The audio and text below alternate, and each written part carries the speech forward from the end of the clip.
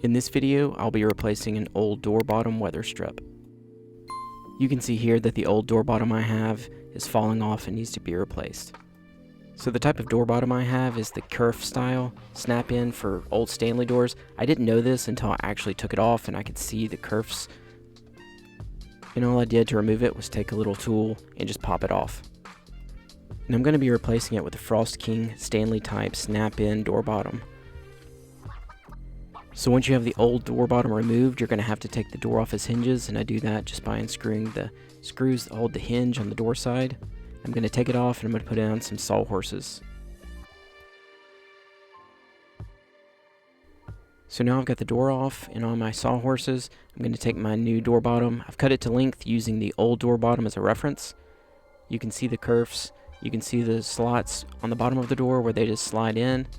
So what you do is just align them, make sure that the edges are set straight, and then you're going to take a block of wood and a hammer, and you're going to hammer it in.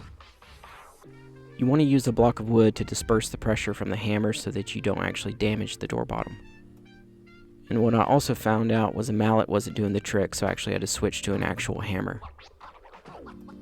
So this was also not very effective at first. But what I eventually did was slanted the piece of wood where the edge was pressing against the door bottom, and then I would hammer on the edge, and that would, I guess, apply enough pressure to where it started actually seating the kerf into the slots. So once I finished hammering it in, I actually put 2 staples on both of the ends of the door bottom. And this is just to ensure that the end stays secure.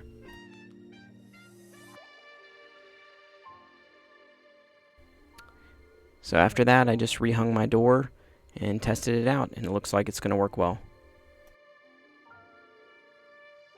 If you found this video helpful, give it a thumbs up and subscribe to my channel for more videos. Thanks for watching.